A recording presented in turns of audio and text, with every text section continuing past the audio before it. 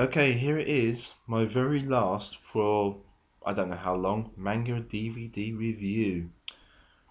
I think we should have an introspective moment of silence. Nah, screw it, let's just go on to the review. It's Megazone 23. Now, if you watch my Tales from Earthsea review, you'll note that I said at the end of it that I can compare this to another one. And I can. So, I didn't actually know this existed. One day I was watching a very old manga back in the very early 80s called Robotech the movie. Now, I will put the link up for that as well, and if I can, I'll get some pictures for it, but I think I'll probably get copyrighted, so 50-50 on that one. Now, um, the pictures I'm about to show you are from the first one, okay? So, that picture there is actually from Robotech the movie. Robotech the movie started off about pretty much the same. The only difference being is that the entire, obviously the voiceovers and everything, but the story was pretty much completely changed, with exception of, like I said, the artwork, and that's basically about it. No, actually, I'll tell a lie. Some new scenes were added. But in the original one, it starts off with a guy named Shogo who. No, actually, it isn't Shogo. Uh, the main character. I can't remember. I'm going to find it out. The main character finds a bike called the MODAT, which stands for Mobile Data Terminal Mark 5, and he steals it from his friend. Gets killed, and he steals it, etc. And the government want it back, as you can imagine, because they're a bit annoyed about that. And he fights them off, etc. And at the same time, actually find out that aliens are trying to take over the place, etc. You know, that old cliche. Um, so they do that, and it's that one definitely is a kids' film. Then one day, whilst I was trying, because I could remember the name of the bike, but I was thinking about a different title. But then I finally tracked it down, and then I found that they've done the remake, which is this, called Megazone 23. Now, like I said, the artwork is pretty much exactly the same. So in this version, it says, "Get ready for the ride of your life as the anime classic that spawned today's hottest live action erupts across the screen." I don't know if that's true, so I'm not going to hold anything on to that. The action begins when the biker Shogo Yahagi. Now, I'm going to stop just for a second. That the one in the yellow is Shogo, and the one here is Shogo. I'll explain why in a second. His lousy week turns into a fight for his life. The military's after him, the government wants him dead, and now his new set of wheels seems to be a transforming robot. But that's only the beginning of his problems, because it looks like the world he's lived in his entire life may not even be real. He now has only one hope, which is an AI program that may or may not be telling him the truth about the fate of the human race. Does the future of mankind lie in the hands of the street races?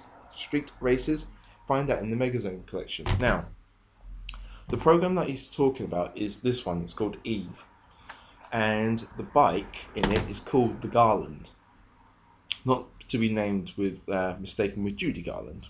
I don't know. I'm just a reviewer. So he gets the Garland from his friend who gets killed, and then he rides off, and then he tries to do good with it, and see what happened and find out more and more and more about why things are the way they are. He does, and then gets into a fight with. The picture isn't very good here, but he gets into a fight with a guy called BD, who I actually cannot remember why he's called BD. I think because he's a military bloke, so I think he's got like his initials or something. Then after that, he kind of disappears for about 6 months. The Garland gets destroyed, and he goes off. Anyway, after that, like I say, he disappears for about 6 months, and then I should point out as well that Shogo's got this like really terrible haircut. In the original, his hair is like, if ever you've seen the original Digimon series, with like Raw Greymon and that stuff, Tai, the one with the goggles, His haircut, imagine that, and he puts it all into this helmet. Now, how the bloody hell he does that is kind of beyond me, unless he's got like a hair net, you know, like if ever you watch Scrubs, you'll know what I'm talking about. But he disappears for 6 months, and then he comes back as him. That's BD, he's just punching. And I'm assuming that's Shogo there as well. Then they finally get into the system where Eve is being located. It's called Bahamut. There are 7 levels, and the Garland was meant to get into level 7. I think it was, if I remember right.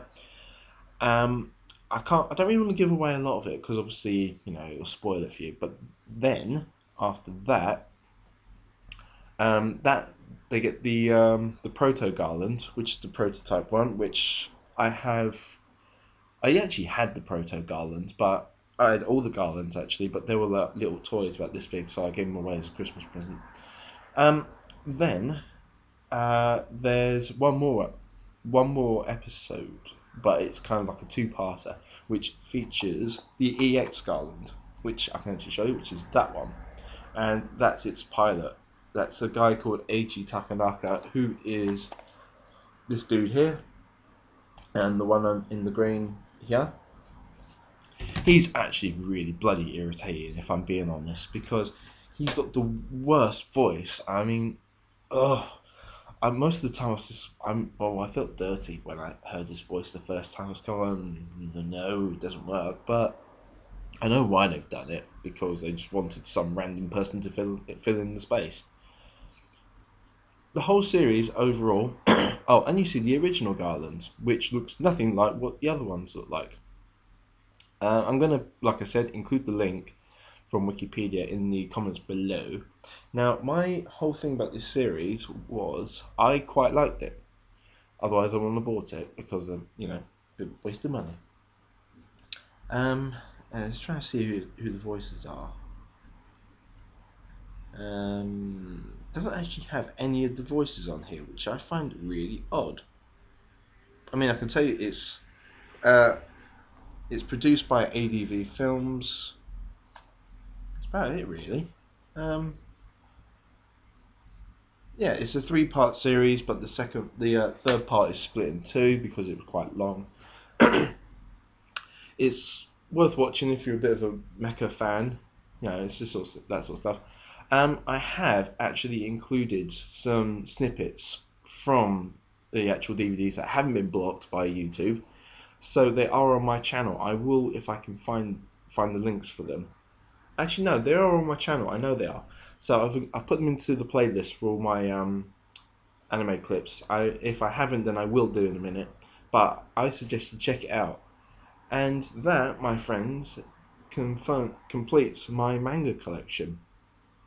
So I actually don't know what I'm going to do next. I really can't think of anything. So, but I do continue. I am going to be continuing doing all my reviews. Actually, no, I tell a lie.